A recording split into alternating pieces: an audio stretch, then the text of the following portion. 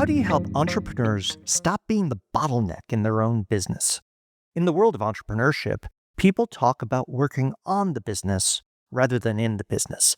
But the field of thought leadership makes this challenge far more complicated. Your book that you put out in the market might be available for $20 or $30, but your fee for an in-person workshop, a keynote, or an on-site could be 1,000 times more expensive than your book. Many thought leaders on the run are their own product. They sell their presence and their time. Worse yet, they serve as their own research and development team, sales team, and accounts receivable. They do a bit of everything. So how do you work on the business as your own CEO when you're wearing so many hats in the business? Cary Prejean, founder of Strategic Business Advisors and author of 3 books, has spent 40 years helping business owners evolve from operator to visionary leader.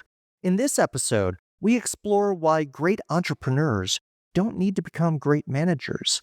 We look at how to build processes that run the business without you, and why leadership, not micromanagement, is the key to scaling. I'm Bill Sherman, and you're listening to Leveraging Thought Leadership. Ready? Let's begin. Welcome to the show, Cary. Hey, thanks for having me, Bill. Glad to be here. So, I have an interest in origin stories, specifically how people get into thought leadership. Cary, how did you get into this? Well, it's actually became like a necessity in terms of working with business owners, in terms of, I don't want to go on too long here, but most entrepreneurs are not good managers because skill sets are opposite. I mean, good manager, the skill set to be a really good manager is the opposite of the skill set it takes to be a great entrepreneur. So entrepreneurs, I don't want them to try and become good managers because they're never going to be really that good at it. But what they can be, what they're good at, is becoming leaders that lead their company to the next level, right? So this whole thing about what is it to be a leader, they're asking the question, what is a leader? What are some things you see when somebody's a leader? You know, they have followers, they have a vision that's bigger than them. So it was all about of having to work with business owners and showing them you need to become the leader that leads your company into the future at the next level, rather than you're going to try and manage it to the next level, which you're probably not going to do. So it became a necessary thing that I learned more about so that I could speak about it, so that I could have some distinctions to show business owners like these are the things you need to do to take your business to the next level. So, if I hear correctly, some of that's making the invisible visible. You might have had a bunch of entrepreneurs who say, "Hey, I'm an entrepreneur." That's their identity. They want to grow the business, they want to scale it, maybe they want to exit, and they know things are getting harder, but they don't know. And it's like, well, maybe I need management processes, but I was really a lousy employee for someone else, and that's why I'm an entrepreneur. And you're like, no, no, no, no. Don't try to become the manager, right? Right. Yeah, I mean, think about what entrepreneurs want. They're very dominant. They want their way because they see things as like, I don't get that. They take action, they kick ass, they make things happen. Whereas a good manager wants, I want to maintain the status quo, want to produce consistent results. Yes, it's going to be boring. Boring, it's going to be methodical. It's just pumping it out, pumping it out. Entrepreneurs like, where's the next shiny object? Oh yeah, and that's possible, and it's possible. You got to chain them down sometimes and channel their energy into like 2, maybe 3 possibilities at one time, rather than them chasing 15 or 20. Entrepreneurs are impatient. I mean, they're extraordinarily impatient. With good managers, are very patient.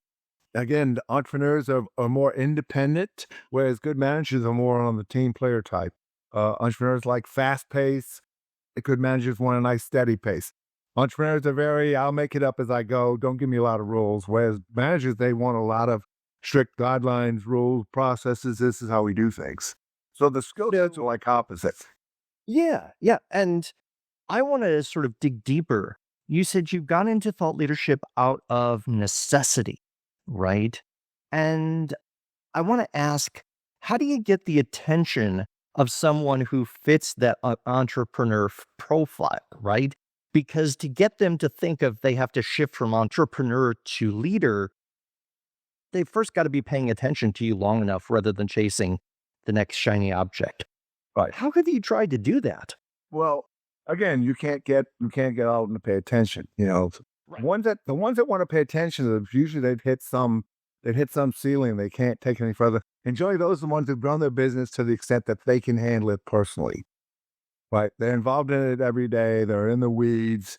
They're having to save everything every day, and they're so bogged down with it, they can't do the things that make them great, which is like discovering possibilities, inventing possibilities, turning into revenue, building strong relationships. They're enmeshed in the day to day minutia of the business, and they're stuck with, okay, so how do I grow the business? We're stymied here. We've been stuck here for so we were plateaued. Okay, so the way out is still be a great entrepreneur, but go one level better than entrepreneur, become the entrepreneur leader. In other words, leader is not different than entrepreneur. Leader is the next step, I guess, in being an entrepreneur. So listen, leaders are great visionaries. And what are entrepreneurs? They're great visionaries, right? So there's a lot of qualities in being an entrepreneur that translates into being a good leader, except good leaders are more patient, also they're more willing to share the credit and let everybody do that thing rather than insist on my way. So that's the big transition from entrepreneur to leader is you need some of those qualities. That makes a lot of sense. So you've probably had to polish how you get an entrepreneur's attention because you've got a short window of attention before they'll go chase the next thing. How do you get them to go, wait a minute, tell me more? I need to know about that. I haven't thought about it that way. Well, How a do lot you of times shape it's them up? well, that gets back into thinking versus just having thoughts, right? So we always have all these thoughts. We have all these thoughts going on and on. We have this narrative that tells us what's going on every second of the day. So the way to interrupt just having thoughts is to ask a question, because asking a question generally makes you think, okay, what don't I see here? What is the answer? Not this, I'm not talking about like what's 10 plus 10, but what is it about your business that has you, what do you think is, why are you stuck there? What's preventing you from moving forward? What's preventing you from growing your business? And a lot of times the answer is, I don't know. I don't know. Okay. And how do you respond to I don't know? Because you've asked an open-ended question, Right. and I don't know is almost as much of a wall So you go as a through, no, right? yes. So you go through a series of like things that are missing, like you're missing a marketing plan. How's your marketing plan? Our marketing plan's great. Are you salespeople? They trained up? Yeah. How's your product? And then you start to find out what happens in going through these questions. You start to find out, well, we don't really have processes, and yeah, we have a lot of breakdowns, and yeah, we've had some problems with customer service and getting things shipped on time, and yeah, we have some contentious bits of the business that are always fighting with each other, and yeah, I've had people quit because I blow up and they leave and things like that. And yeah, I'm working 80 to $100 a week. I can't take any time off. I have to rescue everything. So getting them to start to see all that is like, okay, then you start to explain, okay, so you're an entrepreneur and you start identifying the traits of an entrepreneur. Yeah, that's me. Yeah, that's me. That's me. Here's the traits of a good manager. Oh, yeah, I don't really do that well, do I? Yeah. Oh, okay. Oh, yeah, I have to be patient. I have to want repeatable results. How boring. But so it's getting them and asking questions to begin to think and see what's there. Not that they couldn't see it before, but they didn't have the distinctions to see it. Does that make sense? It does. And so some of it is giving a language and a framework, and some of it is also giving them space to give an answer that's deeper than the quick answer of course we got a marketing plan, Yeah. right? Yeah.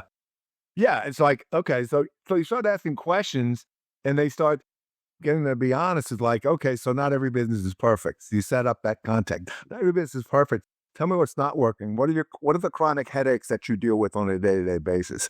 What are the problems that you've tried to address that don't seem to go away? All of a sudden they start, yeah, we got this, this part of the business is a real pain in my ass. And I've tried to fix it. I've tried to fix it. I've tried to fix it. Okay, how'd you try to fix it? Well, I had a meeting. I said, this is the problem. This is how I'm going to solve it. And 6 months later, we have the same meeting again, rather than, did you ask any of your employees what their input was, what they see, what solutions? Well, no, I mean, it's my company. I owned it. I started it. I'm the best person to manage it, right? Are you? Based on results, based on what you're seeing, would you say you're the best manager for the business? Would you hire you to operate the Yeah. company? Would you hire you based on the results you're producing right now, would you hire you to come in and manage the company? Well, and I think there's a very really interesting crossover, which is one of the areas I want to get into, is that the spirit, and you use the word visionary, of someone who sees something different and possibility of what could be either in their geography or a new business idea or something. The entrepreneur is willing to take a risk to get there. The same is true with someone who practices thought leadership. They see the world as it might be, as it could be. They could say there's an easier way in negotiations or for innovation or for whatever their insight is, but they're also visionaries. Yeah. Yeah. And what makes a good visionary isn't necessarily what makes a good CEO, whether in thought leadership or as an entrepreneur. Well, it depends on what level of business you're talking about. In really, really big businesses, the CEOs of the C-suite, the whole management structure is really there to just maintain things. Right. And yeah, you want some growth, but it's in the small to medium-sized companies where the entrepreneur is still in charge. They very much want growth. So being a visionary is much more critical then, as opposed to something that's, well, you have these global megacorps. Now, for them to achieve even, say, 10% growth, you're talking billions of dollars. But Right. if they want to maintain, say, a nice 5 to 8% growth rate, I don't know, somewhere in there. And so there's some things to do, but it's like we have things too good, we're too established. Let's not rock the boat. Let's not take any crazy risk. Whereas when you're a small to medium sized business owner, yeah, you're willing to take more risk.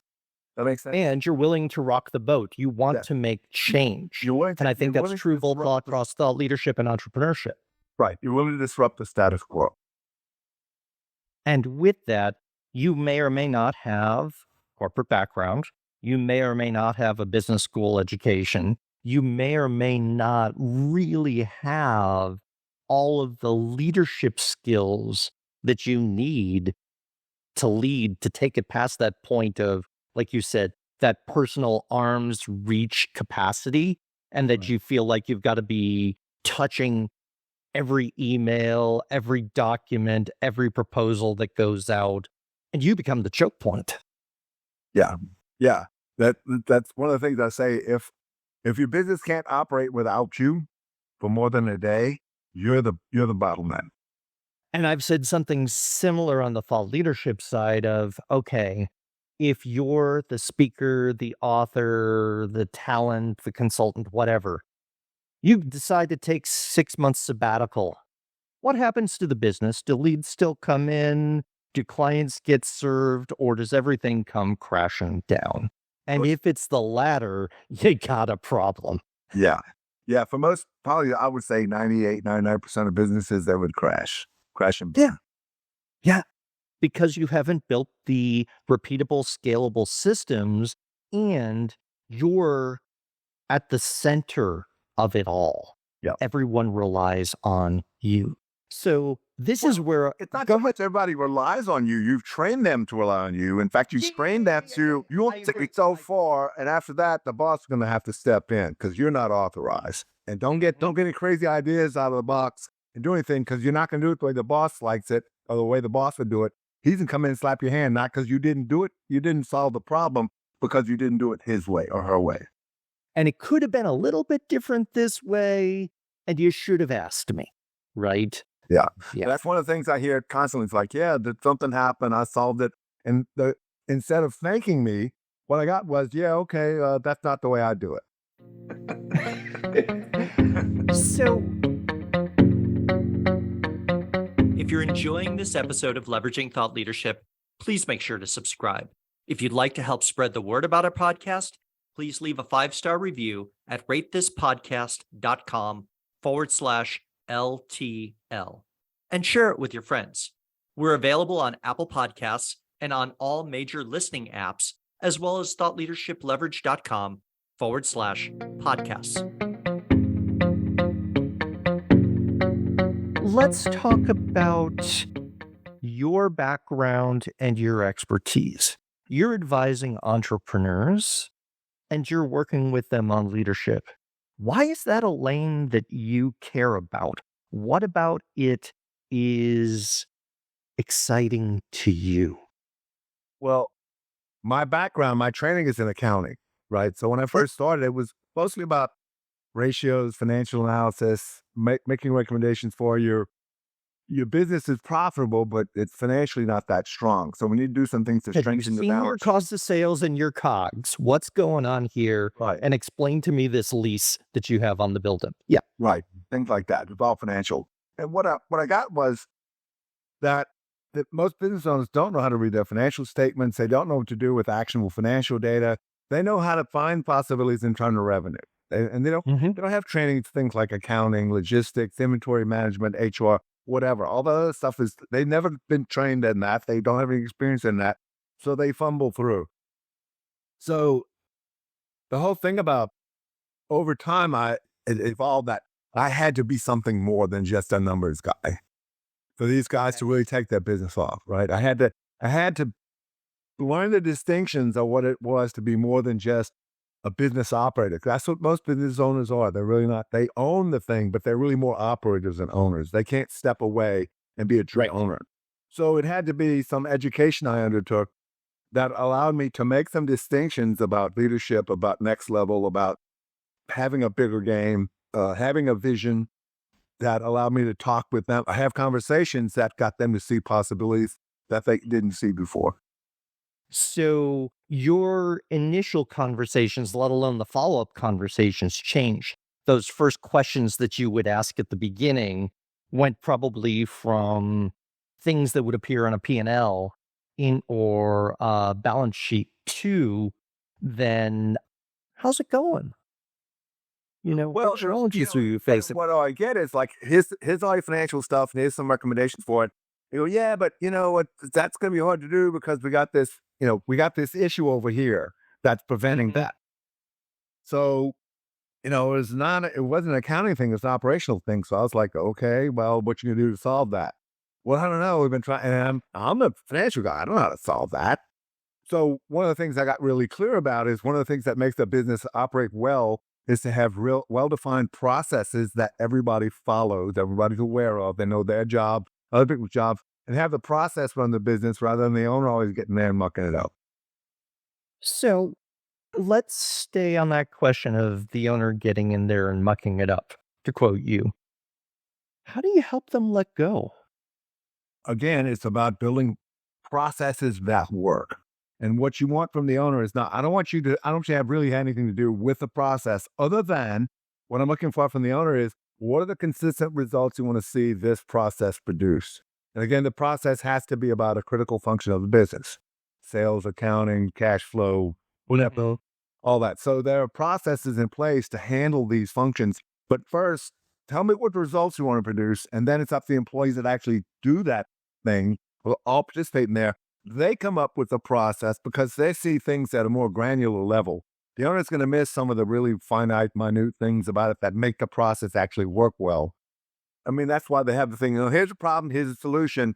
And 6 months later, you're having the same meeting about here's a problem, here's a solution. Right, right. So not only that, when the employees put a process together, they own it, especially when they get it to where it works. It's producing consistent results. Now they own that because now this is an easy way to get work done. There's not all this conflict. There's not all these breakdowns and you're delaying me or no, you're delaying me and you did wrong. Now the process is this is how that flows. And the owner steps back. So now that's one part of the business they can start to let go. So the more processes you build, the more they can let go, the more they can let go, the more they can let go, because now they trust that the processes that run the business produce the results that they want, rather than I got to run around and make sure save the day all the time. And again, even with that, they don't always get the results that they want. So let me ask this question. I want to turn the question to you in terms of thought leadership. You've written books, you're doing thought leadership. Where do you see that work going? Do you see it increasing, decreasing? How are you getting value from the books that you've written? Well, I'm going to keep doing what I've been doing, and I also one of the things I've been doing is continuing with my education. Like, what else is out there that I can help business owners with? What else is entering the business dynamics that business owners need to be aware of? And one of the things that's really crucial right now is AI. Need to integrate as much AI as possible into your business, into your processes, because It increases productivity like crazy. So I've been building AI into my practice in terms of helping clients as well as processes that I use in my business. And again, it saves me tons of hours. I can't tell you how many. But that's something that a lot of business owners, it's kind of foreign to them. I mean, it's kind of alluring. It's kind of sexy in that it's something new shiny object. But at the same time, it's not something you just look at. Oh yeah, I got that. It's not that simple. You have to learn how, instead of coding, you have to learn how to prompt well, and that takes some Right. thought. So how do I talk to this artificial intelligence in a way that's going to give me the answers that I want? And again, that takes practice, that takes refinement, and most business owners don't have the patience for it. So who in your organization, or several in your organization, who can we put in charge of or get trained in AI and prompting and how to use it for your business? Because the owner's not going to do it. Well, and it's an interesting question if I circle back to the conversation of moving from entrepreneur to leader. Who's going to talk to the employees like a leader? How are you going to prompt them for the outputs that you want? There's a parallel there, right? In terms of what are you asking for, and are you willing to let them figure out how they're going to do that? With AI, it's a black box. I don't know if anybody can tell you exactly, based on the prompt, all the steps that are involved. But here on the human side, you also have to be able to say, this is what I'm looking for. This is what success looks like. You figure out how you're going to get there. I'll hold you accountable to the success. Yeah, I mean, again, it's about these are results I say I want to see. Okay. And if you have any parameters with that, like those certain budgetary constraints or time constraints, whatever, I want to see these results in this amount of time, and I want you to spend less than X amount of dollars. And again, it may be that we can't do it within those constraints, but you need to try. You need to try really hard. We can't do it in this time space or in this for these dollars. You still want us to Right. produce those results, but you have to give I employees can't give you better, faster, and cheaper. Which two do you want? yeah, and I see that there's a mechanic I go to, and he has that in his garage. You can have you can have fast and cheap. You can have good and fast. He has a combination, but you can't have good, fast, and cheap. Doesn't Right. exist. So yeah, so you have to give employees not only permission, but the support to do things on their own and to make mistakes. And not see mistakes so much as a mistake, like you screwed up. You're endangering my business, my income, my wealth, because that's how most business owners speak about my wealth, my revenue, my sales, my this, my everything. And so what's in it for the employees? Paycheck. Okay, well, what do I have to do? What's the minimum I have to do to just get my paycheck and not get fired? So you have to actually support them, encourage them, elevate them, and what I call empower them to do what it is you want them to do. And again, you have to enroll them in your mission. You have to enroll them in your vision. Like, okay, this is where we're headed. Here's your part of it that I see you contributing. What can you do? These results we want to produce. What can you do as a group? How can y'all put together a process that's going to produce that? Because that's really going to help the business. It's going to help you as employees. It's going to make your job easier. And as we're more profitable, you'll be able to get paid better. Right. It's really hard to put up a sign in the break room that says maximize shareholder value or the owner needs a third yacht, and expects morale to improve. Yeah. Yeah, exactly. So, as we begin to wrap up, Carrie, I want to ask you about books. You've written several books. Yeah. You were an accountant and practicing accounting. Did you ever see yourself writing a book, or was this a surprise? Early on, no. And listen, the other thing, the books that I write are for business owners. Right, right. I had a few business owners, non-business owners read them. It's like, okay. And then, yeah, I'm not John Grisham. I'm not trying to write. Yeah, this is not a novel. I am Yeah. speaking to a specific audience, Yeah. and you're not it. I'm not looking for Pulitzer Prizes or, Mhm. New York Times bestseller. This is business owners. It's a way for them to see themselves the way the world sees them, Mhm. as well as a way for them to see how they sometimes the way they act in their business is not empowering for them. It's not effective. It's ineffective. It's destructive, actually, sometimes. And how can you be different? How can you be a better entrepreneur leader that's going to have your people really want to rally around you and support you and join you in your mission? As well as some practical, these some things you can do to increase your revenue, increase your profitability. What do you call it? Empower, engage your employees, build a better business. And again, I'm not expecting them to do it on their own. They don't have the follow through. They don't have the attention to detail. But if maybe you can find somebody in your organization, if you're willing to trust them enough, they can do it. Or call me, or call somebody to come help you. Mm-hmm. Do you see yourself writing more books, or have you said what you need to say and they work for business development? Some people tell me they've got 12 books still inside of them. What is true for you? Actually, I'm in the middle of writing 2 more. You know, Okay. guessing there'll be more beyond that. At the same time, that's a challenge. Yeah, well, one is about things not to do in business, and I've seen some in the last few years. I've seen some really, I don't want to say it, horrendous endings to businesses that were like institutions. Just incredible the way they fell apart. And the other thing that's really missing a lot, that I say is missing in business, is the art of relating. We've gotten so sloppy at actually being able to relate one another and be effective in our communications. We're all usually kind of half-ass sloppy with it, and we make sloppy requests, sloppy offers, sloppy promises. I Terrible. sent you a one-sentence email. Wasn't I clear? Yeah. Well, the thing I get from clients, especially the entrepreneurs, they'll forward an email to me with nothing of their own, just like, here. And I'm supposed to read this, interpret it, and then take some action. So I usually respond And be with clear what that action is, then infer what they handle it would think. perfectly. So I usually respond to that with, is there a quest in this? Exactly. You're gonna have to talk to me. I don't reach through the ether and know what you're thinking. Mhm. Mhm. So you've got 2 books Yeah. coming. Okay. What's the strategy for them? How are you gonna use them, and will you do anything different with them than what you've done with your earlier books?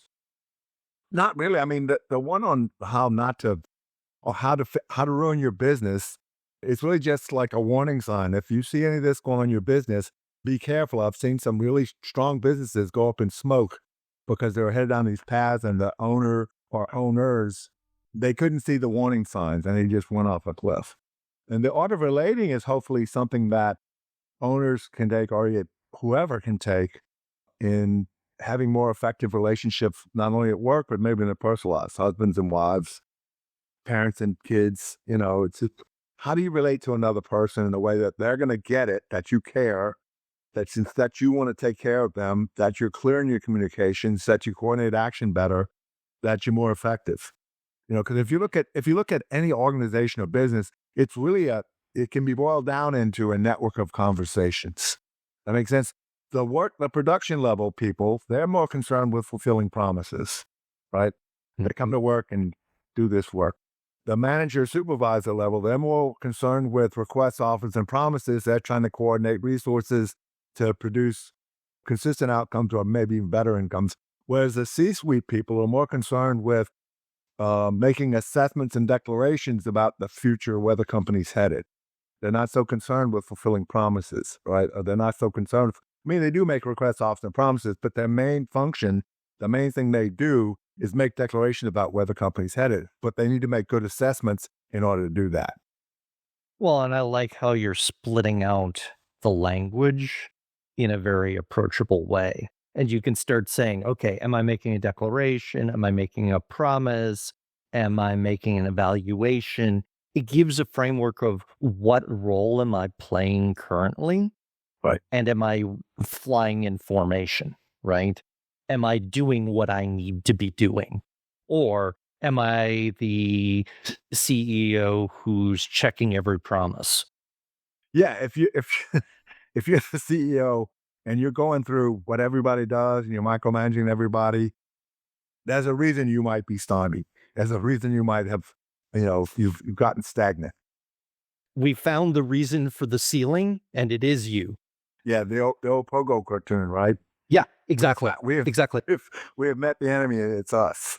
I forget exactly the line, but That was basically it. I think that's it. I think that's it from the cartoon. So I want to thank you, Cary, for joining us today for a conversation around entrepreneurship, thought leadership, the evolution to leadership itself, and then realizing what role are you playing? How do you empower others and get out of your own way? Yeah, Bill, thanks for having me, man. It's been a great conversation. Thank you, Cary. Absolutely. Okay, you've made it to the end of the episode. And that means you're probably someone deeply interested in thought leadership. Want to learn even more? Here are 3 recommendations. First, check out the back catalog of our podcast episodes. There are a lot of great conversations with people at the top of their game in thought leadership, as well as just starting out. Second, subscribe to our newsletter that talks about the business of thought leadership. And finally, feel free to reach out to me. My day job is helping people with big insights take them to scale through the practice of thought leadership. Maybe you're looking for strategy, or maybe you want to polish up your ideas, or even create new products and offerings. I'd love to chat with you. Thanks for listening.